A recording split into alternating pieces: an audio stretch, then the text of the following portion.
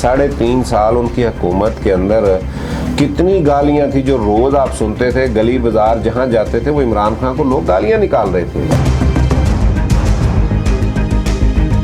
नवाज शरीफ की गवर्नमेंट थी तो ये पीटीआई सड़कों पे थी, धरने रहे। हाँ जी। उसके बाद वो आए हैं तो उन लोगों ने वही काम किया, तमाम जमातें उनके खिलाफ आ गई। जो मर्जी कर ले, ये कुछ नहीं होने वाला। वो मियां नवाज शरीफ को ले आए, वो इमरान खान को ले आए, वो असद जरदारी को ले आए, ये गालियां इनका मुकद्दर होंगी इनको जब तक एक पेज पे ये नहीं होगा। हमारी कौम के पास ये चॉइस नहीं है कि अच्छा कौन है, यहाँ पे ये चॉइस है कि बुरों में कम बुरा कौन है, ये नाहली में कम नाहल कौन है।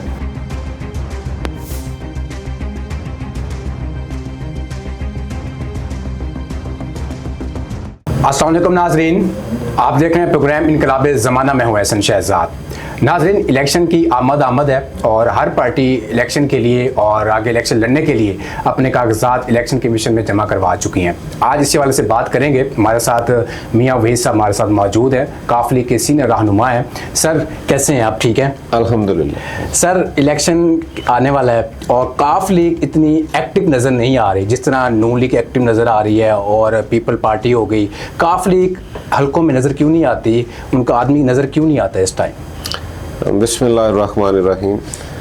अच्छा हसन, सबसे पहले तो ये बात है कि इलेक्शन की जो आपने बात की है कि एक्टिव तो इस वक्त आपको पूरे जो है ना, क्योंकि मैं लोगों के दरमियान रहते हैं सारा दिन जो है ना, हम लोग अपने हलकों में, अभी तक इलेक्शन का वो माहौल ही नहीं बन पा रहा। उसकी जो ख़ास वजह है मैं समझता हूँ कि उसके पीछे एक जो पहले से अनाउंस हो चुका है ना, एक होता है कि रिजल्ट आपको पहले से बता दिया जाए, आपको सब कुछ पहले बता दिया जाए, तो इलेक्शन किस चीज़ का, बिल्कुल बावजूद इसके कि आपको पता है कि मेरी पार्टी पॉलिसी तो शायद ये होगी कि मैं ये बात ना करूं, लेकिन हकीकत जो है वो ये है कि लोगों के सामने है कि एक पार्टी या एक बंदे को इवन वज़ीर आज़म तक का लोगों को बता दिया गया कि कौन होगा।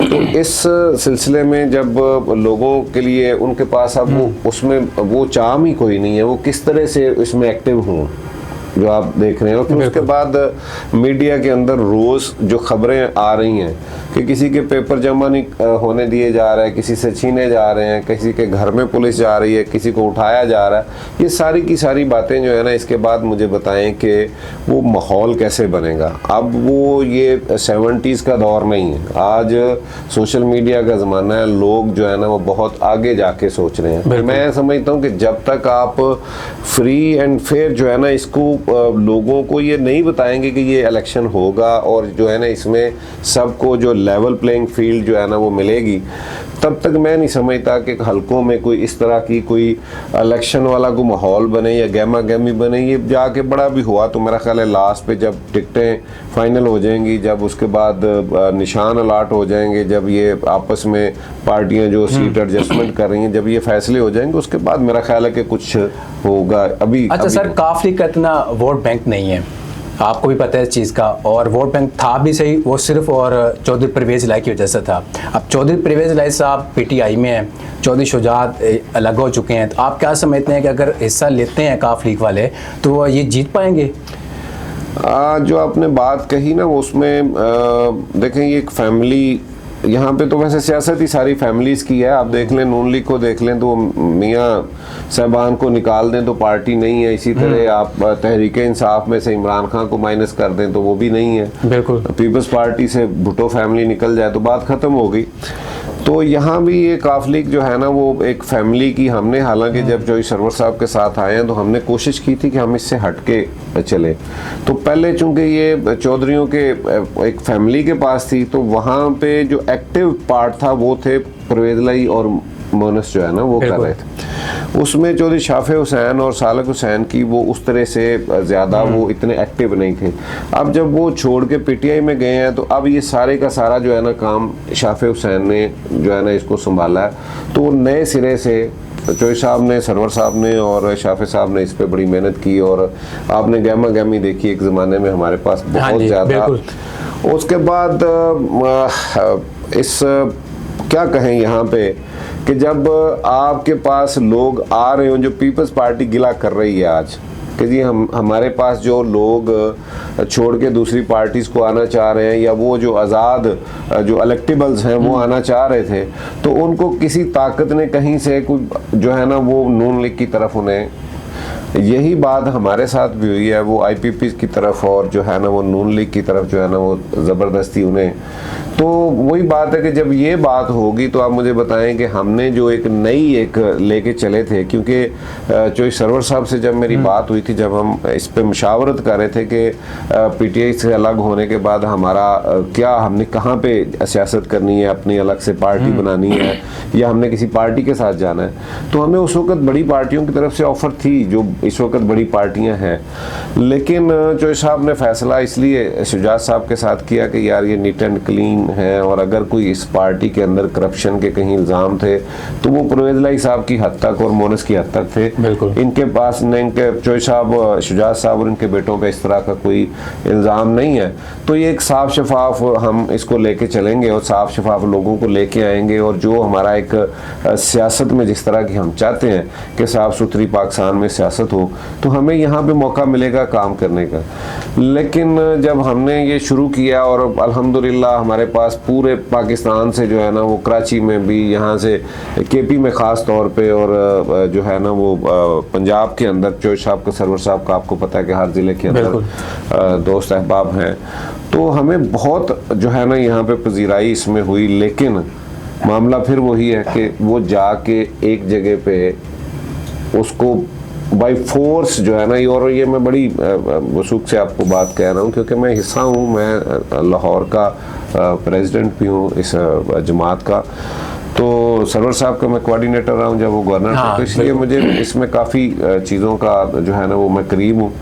तो जब इस तरह से आपको पार्टियों के अंदर आने से लोगों को बाय फोर्स रोका जाएगा, तो मुझे बताएं कि पार्टियां कैसे काम कर सकती। अच्छा सर, आपकी बात रोक रहा हूँ, काफ लीग अभी जो नज़र आ रहा है अभी फ़िलहाल कुछ नहीं है। जरदारी साहब की मुलाकातें हुई हैं, आपको पता है चौधरी साहब से, क्या पीपल पार्टी और काफ लीग एक होगी?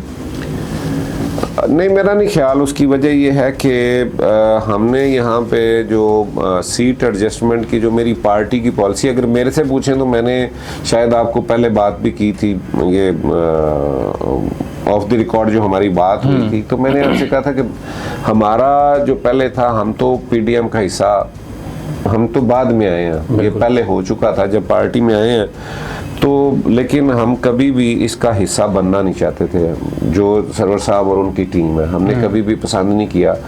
तो अब चूंकि ये पार्टी की पॉलिसी है, और वो मियाँ साहब चोइस साहब से मिलके भी गए हैं उनके घर पे, शुजात साहब से, तो मेरा ख्याल है कुछ सीट एडजस्टमेंट जो है ना वो नून लीग से जो है ना वो पार्टी की चल रही है।